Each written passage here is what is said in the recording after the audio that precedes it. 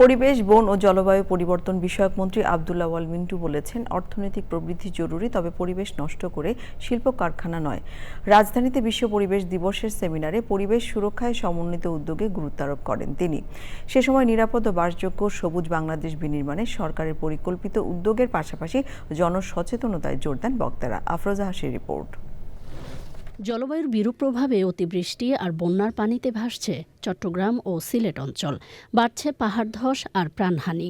নিরাপদ পানি, খাবার আর বাসস্থানের অভাবে যখন অবর্ণনীয় দুর্ভোগে বন্যা কবলিতরা, তখন সংকট নিরসনে রাজধানীতে ৩৩টি পরিবেশবাদী ও সামাজিক সংগঠনের আয়োজনে জলবায়ু পরিবর্তন, আজকের পদক্ষেপ, আগামীর নিরাপত্তা শীর্ষক বিশেষ সেমিনার। আলোচনায় জলবায়ু পরিবর্তনে সৃষ্ট পরিবেশগত সংকট থেকে উত্তরণে নানা পরামর্শ তুলে ধরেন বক্তারা। পরিবেশ রক্ষার বিষয়টিকে একটি সংস্কৃতি হিসেবে দেখা উচিত বলে আমি মনে করি। যখন আমরা এই জনসম্পৃক্ততা অর্জন করতে পারবো, তখনই আসলে সত্যিকারের যে পরিবেশ রক্ষা, সেই রক্ষায় আমরা এগিয়ে যেতে পারব। জলবায়ু মন্ত্রণালয়ের অধীনে এই জলবায়ুজনিত যেসব দুর্যোগ, এই দুর্যোগের জন্য একটা আলাদা তহবিল, আলাদা বাজেট রাখা খুবই জরুরি।